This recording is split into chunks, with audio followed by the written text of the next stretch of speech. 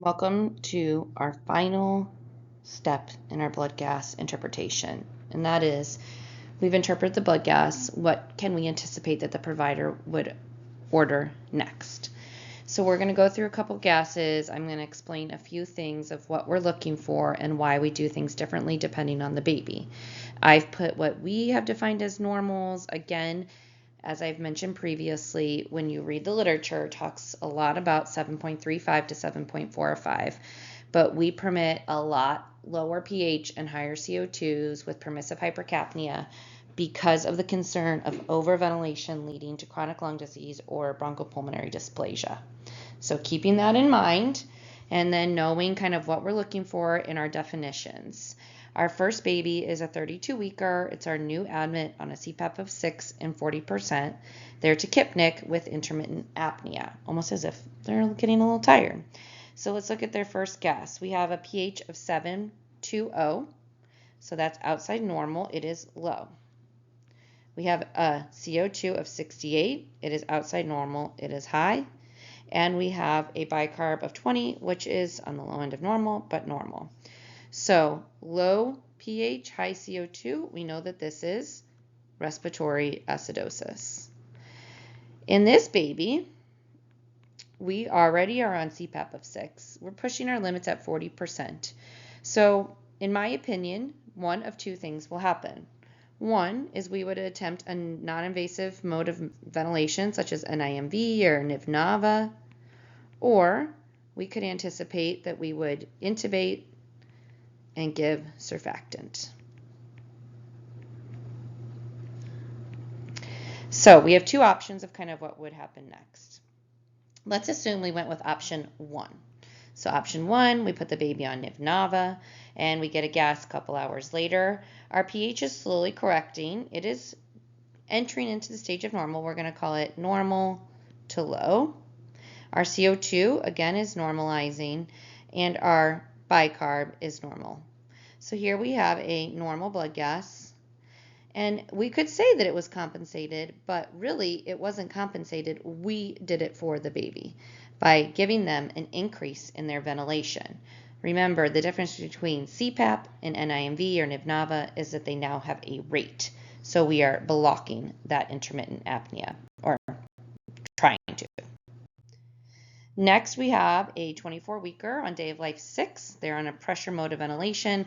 I feel like we call this something different everywhere, but you could say pressure control or SIMV with pressure control, whatever we want to say. So we have a PIP of 22, a PEEP of 6, and a rate of 50. So for a 24-weeker, we're still on pretty good pressure. So at 6 a.m., we get our gas. We have a pH of 717, which is low, a CO2 of 70, which is high, and a bicarb, which in normal limits. So we're low, high, normal. Again, we have respiratory acidosis. Knowing that we are already on pretty good rate of 50, of course we could go up. Here I would think that we would anticipate a change in our pressure.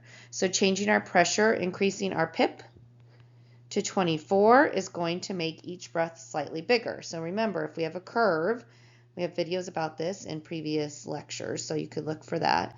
And we're getting 22 over 6, 22 over 6, 22 over 6, and then we go up to 24 over 6. We're giving more time for that exchange of gases. This is bigger than this. So in doing that, we would hope that, hey, 4 hours later, we have a gas that is nearing normal. We're not there, but we are improved, so we're still low, we're still high, and we're still within normal limits. Again, we still have respiratory acidosis. It is important to note that we want a slow correction. Any major corrections in a blood gas are going to increase the risk of IVH. So keeping that in mind, we have seen a slow correction. We may hold the course. Oh, that doesn't, what happened there? Hold the course. We could consider a rate increase. We could just kind of see what's going on with the baby. We would want to do this in conjunction with an x-ray.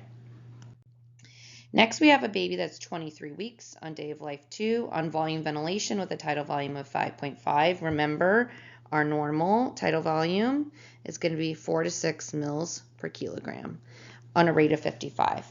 We've got a low pH, a very high CO2. Our baby is not compensating. Look what's happening. There is no compensation happening here. This is a little day of life 223 weeker. Our kidneys are not helping us. So we still have some respiratory acidosis. In this case, knowing our baby is a 23 weeker, we've tried volume ventilation, you can imagine that we'd probably switch to a high frequency ventilation, such as the jet. So we would do that. In there we set servo pressure, a rate, a pip, and we would help that baby out. And look, we have made some dramatic changes where everything is becoming within normal limits, and now we have a normal blood gas, and we would probably stay the course. My only concern I would see here is that we did have a pretty drastic change, but we did change our modes of ventilation completely. So we could make some changes to our servo pressure or our rate here, but for the most part, we'd probably stay the course and see our next gas. Now we're going to switch in gears because this is our final video before our next day of HIE and talk a little bit about HIE and what we're seeing. So this baby has HIE. They are intubated on a cooling blanket on pressure ventilation with 24/6 with a rate of 50. Our gas on admission, we have a low pH, a low to normal CO2, and a very low bicarb. So low, low, we've got our metabolic acidosis. With cooling babies, again, we do not have a lot of room to just give them a ton of ventilation. Depends on why they're cooling, what's going on with them. So we could anticipate a fluid bolus in this situation to help. We could also anticipate increasing our rate so that we're going to blow off more CO2 and hope that there's some compensation. Overall, these babies are tricky to manage because their CO2s are already getting very low.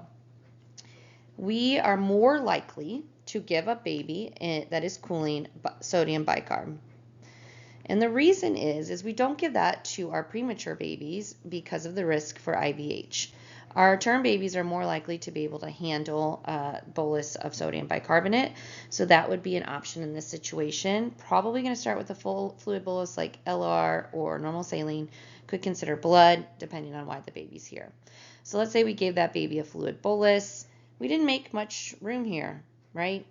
Our CO2 is trying to drop. We're trying to make the blood have more base in it by getting rid of more of the acid. Here we're not getting a lot of room. We'd probably need to start some medications, probably a fluid bolus, bicarb if it wasn't already given, or another bolus. Consider high frequency oscillating ventilator. It's more common for HIE than the jet. So that could be considered our next step. Finally, we have another patient who has HIE but is on a CPAP of 6 and 30%. We do have some pretty bad gas here. This would be pretty typical of our gas on admission, depending on what our cord gas is. Our CO2 is dropping, but again, we have a low and a low. So we have metabolic acidosis.